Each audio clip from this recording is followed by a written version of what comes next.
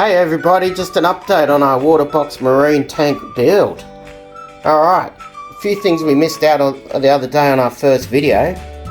The fact that I just wanted to go over the little story of us picking this tank up from Marketplace and go a little bit more detail.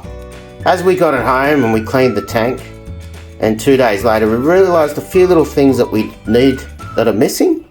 For example, see these little nozzles on the end?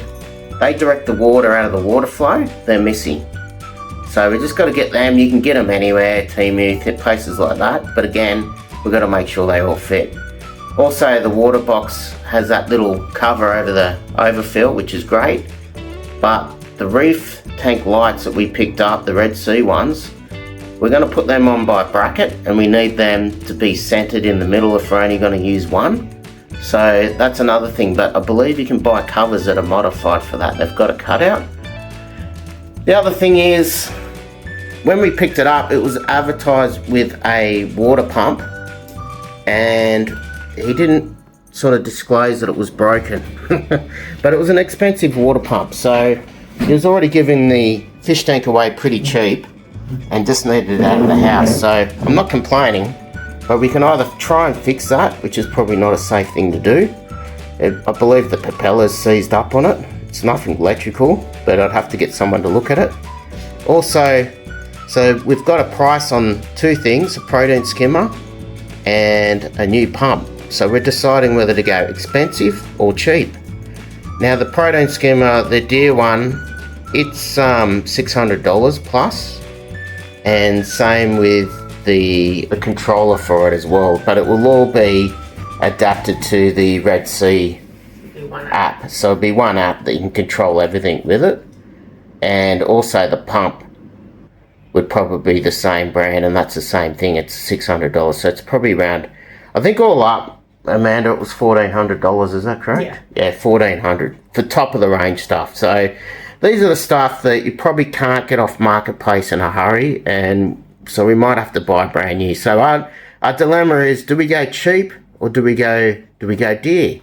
Now the protein skimmer has a map. There's a little couple of different options, but we also have to modify the sump. You can't see it at the moment because I've got all the products in there. And also the other problem we've got is we've got to put in a new plug, electrical plug, to put the fish tank somewhere where it's not near a door, so you don't have the cold breeze coming in and affecting the coral and all that sort of stuff. Now the other thing I wanted to go over, these water boxes are very heavy because they're made out of very good quality glass. When we picked it up, I wasn't expecting it to be that heavy, so just be aware if you buy one of these, even though they look small, they're actually made with 10 to 12 mil glass, polished, beautiful glass. But again, trying to find one off Marketplace that isn't scratched or had its use by date's pretty hard. But just be aware that they do weigh a lot, so just be prepared. They're not like a cheap fish tank where they use a 6 mil glass or whatever. It's really thick stuff, so that adds to the weight. Now the other thing I wanted to say is we wanted to go the water box because of the size. Each time we see one of these set up at a marine shop, they look excellent. You know, just that 600 by 600 or 2 foot. We thought this was a smaller one when we picked it up, but it's actually, I think it's the second from the smallest. I'm not 100%. You could correct me on that. But if you guys like and you got any experience in marine, leave a comment down below on what you think for the protein skimmer, whether we should go cheap or expensive. And same with the pump.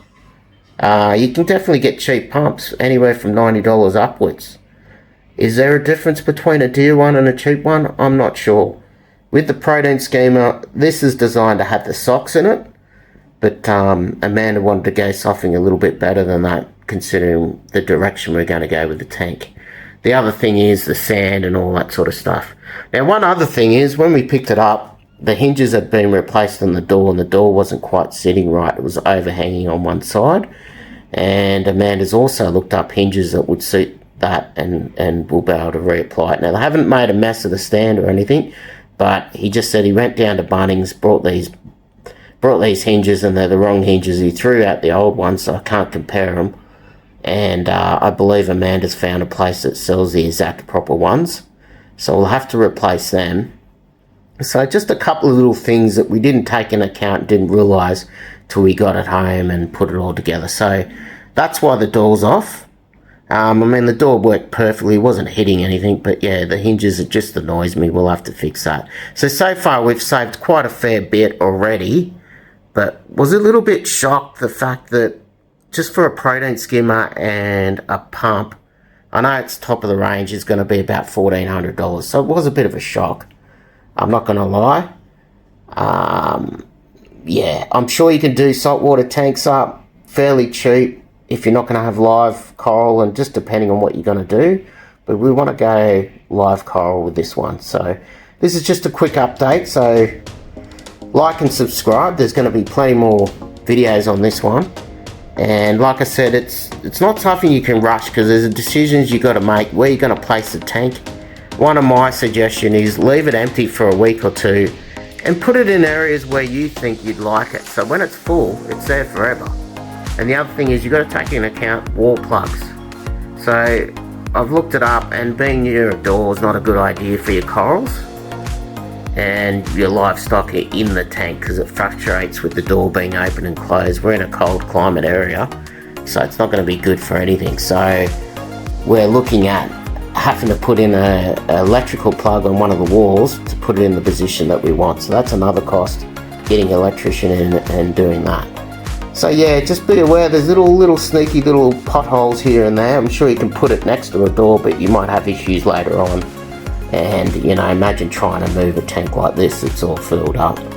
You know, it's going to be a nightmare. So like and subscribe. Please comment down the bottom if you've got any ideas and any suggestions of shortcuts, or is there any shortcuts, or is it best to do it right the first time? And is it being expensive, does that mean it's right? Does cheap is as good as expensive? I don't know. Like a water pump just pumps water. Maybe there's something missing. I know there's different settings. I haven't looked into it enough. Yeah. So anyway, like and subscribe if you'd like to see more videos, because this build is going to be very exciting. And to give you a sort of an idea of some of the potholes along the way that you're not expecting. Okay, stay tuned for the next video.